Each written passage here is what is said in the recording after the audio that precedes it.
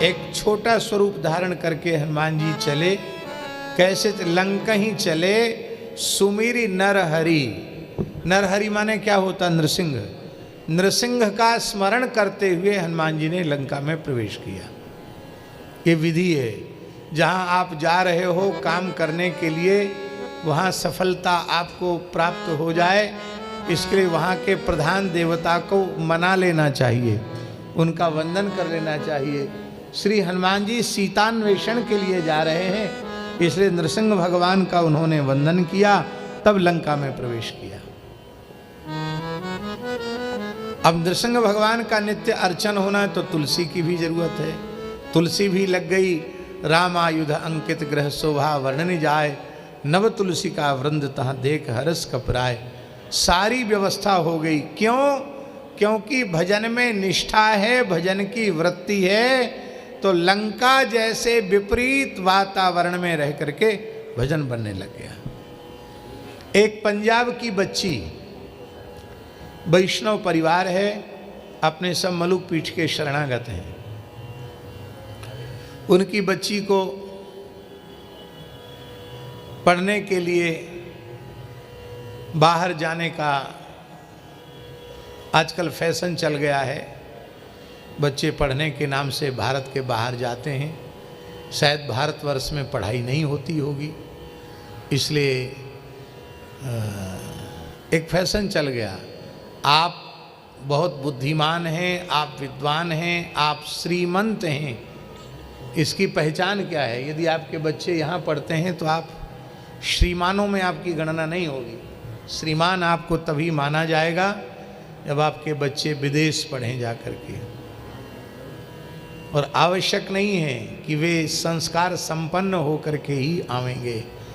आपकी नज़र के सामने आपके बालक बालिका असंस्कारित होते चले जा रहे हैं, स्वेच्छाचारी होते चले जा रहे हैं, और कितनी दूर, हजारों किलोमीटर दूर समुद्र पार भोगवादी लोगों के बीच में रहकर आपके बालक, आपकी बालिकाएं सरचरित्र रह जाएंगे, उनका खान पान पवित्र रह जाएगा, उनके विचार और उनके आचरण पवित्र रह जाएंगे, इसकी संभावना प्रायः कम रहती है।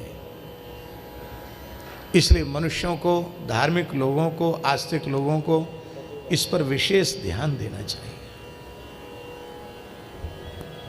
मनुष्य की सर्वोच्च संपत्ति है उसके संस्कार, वे विकृत न हो, इस बात पर ध्यान देना चाहिए।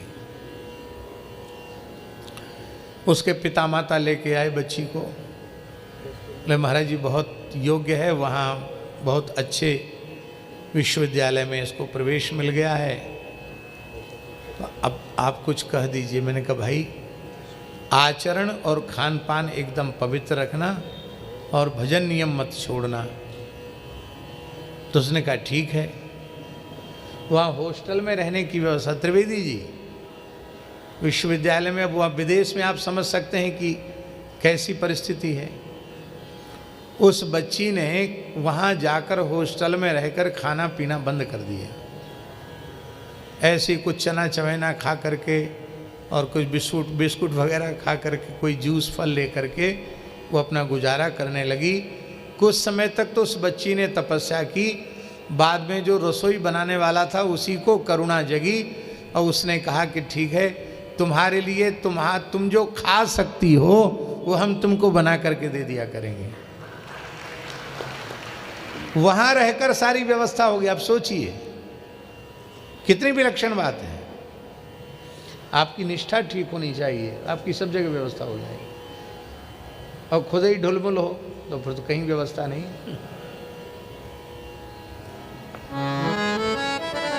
हमारे सात संत हैं बाबा श्री हरदेव दास जी, 5 साल हो गए वेद लक्षणा भारतीय देसी गाय का दूध पी करके ही आप रहते हैं। तो आवश्यक तो नहीं कि हमेशा सब जगह दूध मिले। अभी गोदावरी परिक्रमा में साथ थे, वहाँ कहाँ रोज दूध मिले गाय का, पाउडर वाला दूध लेते नहीं। तो कितने दिन केवल नारियल पानी पर रह गए, लेकिन नियम नहीं छोड़ा। तो ऐसे दिन बहुत कम आए जिस दिन दूध न मिला हो। थोड़ा बहुत कुछ भी हो, इनके भाग्य से दूध की व्यवस्था हो गई।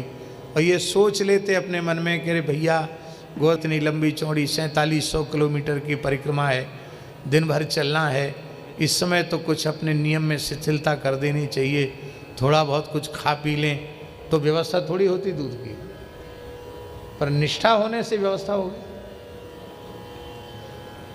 हाँ।